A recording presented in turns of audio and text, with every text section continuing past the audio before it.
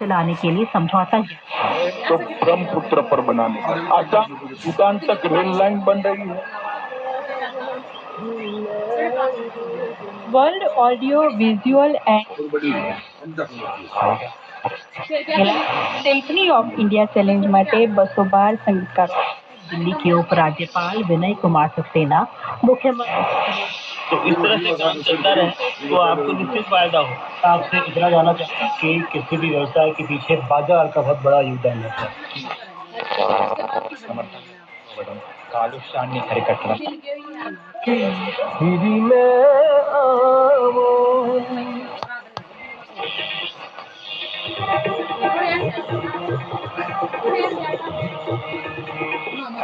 और अल्लाह ताला हमारी सिक्योरिटी फोर्सेस की मदद फरमाए। डॉक्टर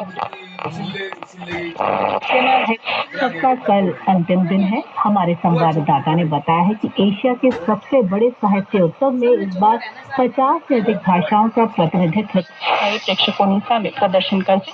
તેમને શૈલીઓ અને સંગીત પ્રભાવો રજૂ કરવાની તક મળશે।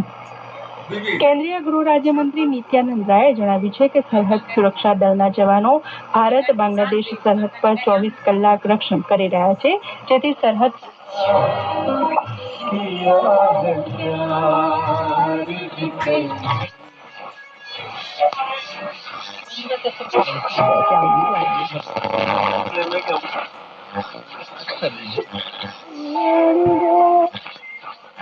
जीरो 3 सप्ताह है दर्द बना के याद